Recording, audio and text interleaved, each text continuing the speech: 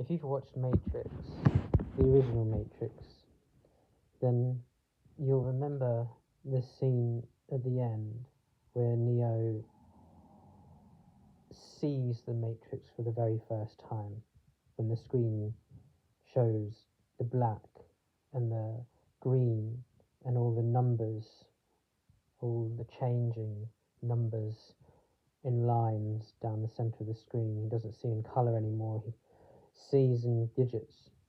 It's a representation of what it might be like to see the truth of the universe as a concept of energy and mathematics, rather than what we can see it as its physical state. The thing that I want to talk about is what got Neo to that point. Because if you recall, there's a really important event that happens before he opens his eyes, if you will, to the vision of the Matrix. And that is, he dies. Or at least, yeah, he does. His heart stops and his breathing stops. He dies. And there's something then that Trinity does. So Neo is shot as he's rounding the door to answer the phone. He then gets shot again multiple times in the chest and slides down the wall and dies. His heart rate stops. And meanwhile, in the arguable real world, the Nebuchadnezzar is being assaulted by those squid things, the AI's destruction troops, let's say.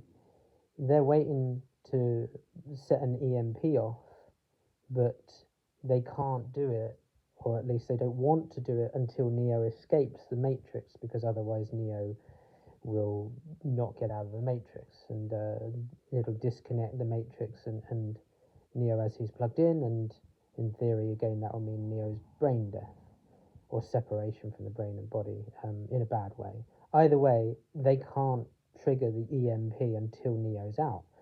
But the squids have literally, they've actually entered the ship at that point. It's a kind of, if they don't do it within the next sort of 5 seconds, they're all going to die anyway. And if you remember the scene, they slow time a little, the sound goes down, and we see Neo laid back, blood coming out of his mouth a little bit. You know, his vitals are just, they're just flat lines. And Trinity leans over him slowly, whispers into his ear, and she says, basically, I love you.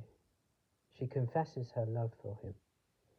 And when she says this, Neo's heart starts beating again, and he rises and he sees the Matrix for what it is then. So I find this really interesting because it's often overlooked, I think, this part. Sometimes I ask myself, if I could see the reality of reality, if I could see the electrical makeup, the fields, the quantum fields, the creation and destruction that's constantly going on, if I could feel my field touching every single other field in the universe at the same time, astral projection, epiphany, elevation, however we want to call it, then what would I have to do to get there? And why would I want it? Is it not vain to want it? What really would I do? I mean, imagine you've just attained vision of the Matrix, freedom from the system, ability to see it all, ability to do anything you want. What would you do? Really? I shouldn't think that there's many that could think of a single thing that isn't vain and really pointless. We could even say, well, I'd rescue humanity from it and stuff like that. But really, how would we do that? What would we consider would be rescuing humanity in that? Because it would just be the pursuit of an agenda then, forcing people to do what we believe is right, which may not be right. And this is why I think that scene from The Matrix handles it really well, because the only way that somebody or a being or an entity or whatever should ever get such power, let's call it that, and vision is from love.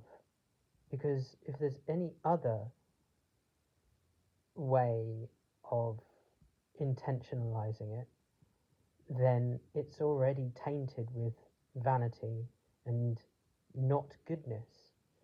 So I realized then that, if I ever want to reach some form of enlightenment, let's say, I need to love, like truly, really, unselfishly love. And I really think that what that means is caring, and the ultimate expression of love, I believe, as Trinity shows, is the willingness to sacrifice one's position, one's life in the universe and the vessel that we're in for somebody else, which is exactly what Trinity does.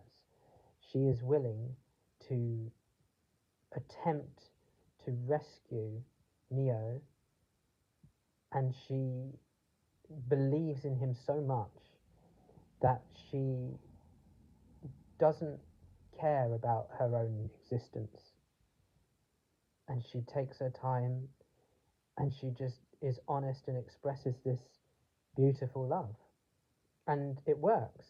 She wasn't sure that it was going to work. I think she believed that it would, but equally that belief, she wasn't sure how it was going to happen, or really that it was going to happen. She only believed that it had to happen. So it wasn't like she was sure that she was going to live. She wasn't. She just knew that she had to try because she loved him, and she would have gone on until the squids tore her apart. And that act of unselfish, pure love enabled Neo to become something more. And I think there's a lesson in there for me, and possibly for others, that the only changes we should ever make are changes that are born from love, or with the intention of love. And that love doesn't mean it's not a hook, it's not a control, it's not an ownership. Love is a giving of self, unselfishly, not requiring anything in exchange. It's not a transaction. It is a simple giving of anything we may have so that the other person might live, or live better.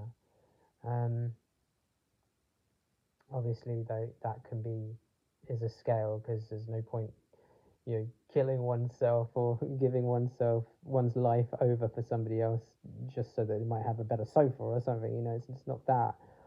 It's more fundamental. It is, I think, ultimately the giving of one's essence for somebody else that needs essence in order to live. As I think it's really important to remember that we can't get anywhere as humanity if we are stuck in selfishness, greed, and intentional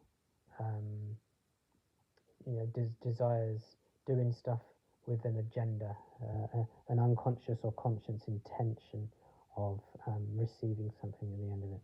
Basically, that's it.